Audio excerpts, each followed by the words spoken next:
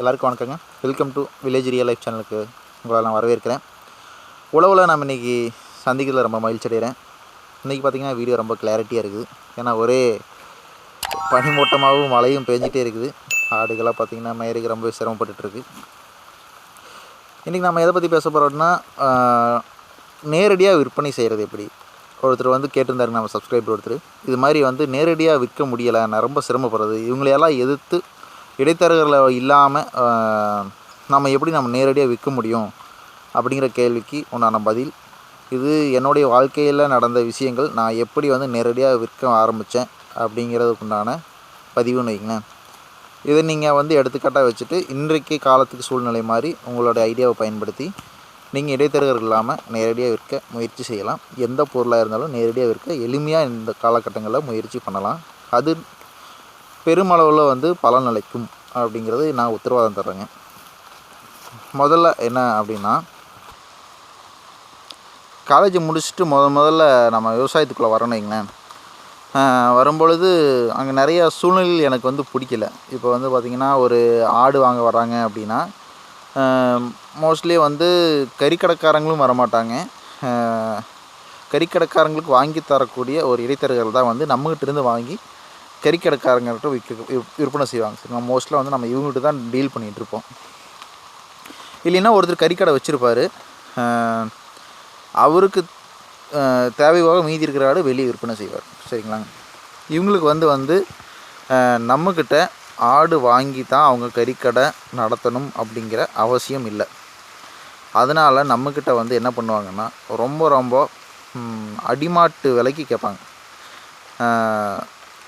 அதாவது நம்ம இவ்வளோ நாளாக வேலை செஞ்சதுக்கு உள்ள தீவனம் போட்டதுக்கும் அவங்க கேட்கக்கூடிய விலைகளுக்கும் வித்தியாசமே இருக்காதுன்னு வைங்களேன். அப்படி இருக்கும் பொழுது நான் பார்த்துட்டு இதெல்லாம் செட் ஆகாது, நம்ம எடைக்கு மாற்றணும், குட்டிகளை எடை போட்டு தான் தரணும் அப்படிங்கிற மாதிரி நான் ஒரு முயற்சியை நான் எடுக்கிறேன். அப்போ ஜியோவெல்லாம் வரலைங்க. அப்போ நம்ம ஒரு மாதத்துக்கு 1 GB தான், அது 270 300 பக்கத்தில் வந்துச்சு நினைக்கிறேங்க அந்த காலகட்டங்களில். அந்த அளவுக்கு இருந்துச்சு. அப்படின்னு நான் ஒரு முடிவுக்கு வரேன். அதுக்காக வியாபாரிகிட்ட நான் எடை போட்டு தான் கொடுப்பேன். நான் இந்த மாதிரி கை காலெல்லாம் பிடிச்சி ஆடுகளை உடம்ப பிடிச்சி பார்த்து இதுக்கு இவ்வளோ ரேட்டு அப்படின்னு நான் கொடுக்க மாட்டேன் அப்படின்னு தெளிவாக சொல்லிட்டேன். அதனால் பார்த்திங்க அப்படின்னா யாருமே எங்கிட்ட வாங்குறதுக்கு முன் வரல. ரொம்பவே சிரமப்பட்டேன். அந்த டைமில் தான் பார்த்திங்கன்னா ஃபேஸ்புக்கு, வாட்ஸ்அப் இந்த ரெண்டுமே எனக்கு அப்போ தான் கை கொடுக்க ஆரம்பிச்சிச்சு. ஃபேஸ்புக்கில் போயிட்டு எல்லா குரூப்புமே உள்ள திருப்பூர் சம்மந்தப்பட்ட, ஏன்னா நான் திருப்பூர் ஏரியா அப்படிங்காரி திருப்பூர் கார்மெண்ட்ஸு, திருப்பூர் விவசாயம், திருப்பூர் அக்ரிகல்ச்சரல், திருப்பூர் கேமிங், திருப்பூர் திருப்பூர்னு பேர் இருந்தால் போதும் அந்த குரூப்புக்குள்ளே போய் ஜாயின் பண்ணிடுறது. குறைஞ்சது ஒரு நாளைக்கு ஒரு 4000 5000 பேர்த்துக்காவது நான் மெசேஜ் பண்ணிகிட்டே இருப்பேன். இது மாதிரி ஆடு விற்பனைக்குள்ளது, கிலோ இந்த ரேட். அன்றைக்கி பார்த்திங்கன்னா நான் ஆரம்பத்தில் விற்கும்போது கிலோ 250 ரூபா. இன்றைக்கி நான் விற்றுட்டுக்கு 450 ரூபா. சரிங்களா. 15 வருஷம் ஆச்சு. இவ்வளோ தான் விலை ஏற்றிருக்கிறேன், அதுக்கு மேலே விலை ஏற்றலை. மற்ற விலைவாசிகளை கம்பேர் பண்ணும்போது நம்மளோட விலைவாசி ஆட்டோட விலைவாசி பெருமளவில் ஏறலை, மீடியமாக தான் இருக்குதுன்னு நினைக்கிறேன். ஏன்னா 15 வருஷத்துக்கு முன்னாடி இது கணக்கு போட்டு பார்த்தோன்னா ரொம்ப கம்மி தான். அப்படி போடும்போது பார்த்திங்கன்னா 4000 பேர்த்துக்கு மேலே நான் தொடர்ந்து மெசேஜ் பண்ணிகிட்டே இருக்கும் பொழுது அந்த 4000 பேர்த்துலேருந்து ஒரு 100 பேர் ஃபோன் பண்ணுவாங்க. சரிங்களா. 100 பேர் ஃபோன் பண்ணுவாங்க. அதில் ஒரு 50 பேர் தொடர்ந்து அதை பற்றி என்கொயரி பண்ணிகிட்டே இருப்பாங்க. கடைசியாக நம்மக்கிட்ட வாங்க போகிறவங்க பார்த்திங்க அப்படின்னா ஒரு 3 இல்லைன்னா 4 பேர், இவ்வளோ தான் வாங்குவாங்க. சரிங்களா. அந்த மாதிரியான காலகட்டத்தில் சூழ்நிலை பார்த்திங்கன்னா நமக்கு நிறைய ஃபோன் கால் வந்துகிட்டே இருக்கும். இதை வந்துடுறேன், அடுத்த வாரம் வரேன், நாளைக்கு வரேன் அப்படின்னு சொல்லுவாங்க. நான் வரமாட்டாங்க. அதனாலே வீட்டில் பார்த்திங்க அப்படின்னா நமக்கு பயங்கரமான எதிர்ப்பு தெரிவிக்க ஆரம்பிச்சிட்டாங்க. நீ எல்லாத்தையும் நம்பி ஏமாந்துடுவ, நீ உருப்பட மாட்ட, எல்லாத்து வீட்லேயும் நடக்கிறதா, நீ உருப்பட மாட்ட, அந்த மாதிரியான விஷயங்கள் திரும்பி வந்துகிட்டே இருந்தது. சரி பார்க்கலாம் அப்படின்ட்டு வெயிட் பண்ணேன். அப்புறம் பொறுமையாக 1 ஆடு 2 ஆடுன்னு விற்க ஆரம்பித்தோன்னே வீட்டில் பேசுகிறத நிப்பாட்டிட்டாங்க. சரி, இது கரெக்டு, அவன் போகிற ரூட்டு கரெக்டு, அவன் போகிற ரூட்டு கரெக்டு, எடை போட்டு தான் கொடுக்கணும் அப்படிங்கிற ஒரு லெவலுக்கு வர ஆரம்பிச்சிட்டாங்க. அந்த ஒருத்தர் 2 பேர் வாங்குறாங்க பார்த்திங்களா, அவங்க தான் நமக்கு அடிப்படையான பேஸ்மெண்ட்டான இருக்கக்கூடிய கஸ்டமர்ஸ். ஆடுகளாக வேறு இடத்துக்கு போயிடுச்சுங்க, நம்ம அந்த இடத்துக்கு மாற வேண்டியதாக போயிடுச்சு. அவங்க தான் நம்மளுடைய பேஸான கஸ்டமர். அவங்க வந்து நம்மளை ரெக்கமெண்ட் பண்ணுவாங்க மற்றவங்ககிட்ட. இவங்க போய் வாங்கினா நிறைய பேர் என்ன நினைப்பாங்கன்னா, சந்தைக்கு போய் வாங்குறத விட விவசாயம் பண்ணுறவங்ககிட்ட நேரடியாக வாங்கினா விலை குறைவாக கிடைக்கும், தரமானதாக கிடைக்கும் அப்படிங்கிறது அவங்களுடைய நம்பிக்கை. அதுதான் உண்மையும் கூட. ஏன்னா சந்தைக்கு போனால் விலை நிர்ணயம் தெரியாது.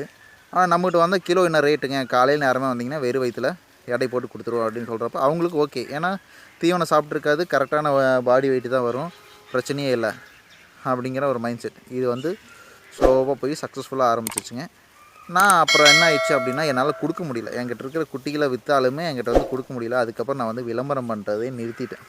இப்போவும் நான் விளம்பரம் பண்ணுறது இல்லைங்க. ஆனால் டக்குன்னு ஆடி நோம்பி ஏதாச்சும் வைக்கிறவனா எனக்கு ஃபோன் பண்ணிடுவாங்க. என்கிட்ட இருந்தால் கொடுப்பேன், இல்லைன்னா வெளியே முயற்சி பண்ணி வாங்கி தர முயற்சி பண்ணுவேன். வெளியும் கிடைக்கல அப்படின்னா ஓப்பனாக சரிங்க என்னால் முடியல, நீங்கள் யாராவது வாங்கிக்கிங்க அப்படின்னு சொல்லிடுவேன். இடையில இன்னொன்று பண்ணிகிட்ருந்தேன். ஆட்டு புழக்கையை வந்து விற்கணும். நம்ம வந்து விவசாயம் பண்ணுற இடம் கிடையாது, நம்மகிட்ட வந்து தண்ணி கிடையாது, ஆனால் நம்ம ஆட்டு புழக்கையை விற்பனை செய்யணும் அப்படிங்கிற எண்ணத்தை நான் வெளியே தெரிவிக்கிறேன். அப்போ வழக்கம் போல் குடும்பத்தில் என்னென்னா, ஒரு வேளாண்மை செய்யக்கூடியவன் இடுபொருட்களை வந்து வெளியே விற்கக்கூடாது அப்படிங்கிற ஒரு தீர்க்கமான ஒரு கான்செப்ட் இருந்தது. அதாவது மாட்டு சாணம், ஆட்டு சாணம், கோழி குப்பை இதெல்லாம் விவசாயம் பண்ணுறவங்க வந்து வெளியே விற்கக்கூடாது. ஏன்னா அவங்க தோட்டத்துக்கு தான் வேணும். அப்படி ஒருத்தர் வெளியே விற்றுட்டான் அப்படின்னா அவன் ஒரு விவசாயம் பண்ணுறதுக்கு லாக்கி இல்லாதவன். அந்த மாதிரியான விஷயங்களில் வந்து நான் எதிர்கொள்ள ஆரம்பித்தேன். அதுக்கப்புறம் அது நான் வந்து ரொம்ப கஷ்டப்பட்டு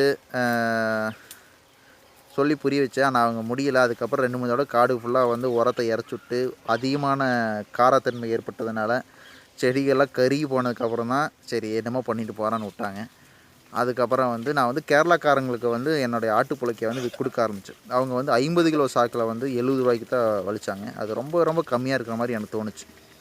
இது செட் ஆகாது அப்படின்னு சொல்லிட்டு நானே வந்து திருப்பி பழக்க போல் விளம்பரம் பண்ண ஆரம்பித்தேன். இப்போ நான் வந்து ஒரு சிமெண்ட் பேக் வந்து 80 ரூபாய்க்கு கொடுத்துட்ருக்கேன் ஆட்டு புழக்கை. இதுவும் பல வகையில் விளம்பரம் பண்ணதுனால நிறைய தோப்புக்காரங்கள்லாம் வந்து, ஏன்னா நம்ம ஆட்டு புழக்கையில் வந்து காரத்தன்மை அதிகமாக இருக்குங்க. தேங்காய் வந்து கோழி குப்பை, சாணி குப்பையோட வெள்ளாட்டு புழக்கையோட தன்மை அதிகம். அதனாலே வந்து நிறைய பேர் வந்து வாங்க ஆரம்பித்தாங்க. இப்போவும் டிமாண்டில் தான் போயிட்டுருக்கு. இந்த மாதிரி தான் வந்து ஒவ்வொரு விஷயமாக கடந்து வந்தேன். அதே மாதிரி கோழிகள்லேயும் வந்து நான் இதே பிரச்சனையை தான் சந்தித்தேன். திருப்பி இடம் மாறிடுச்சுங்க.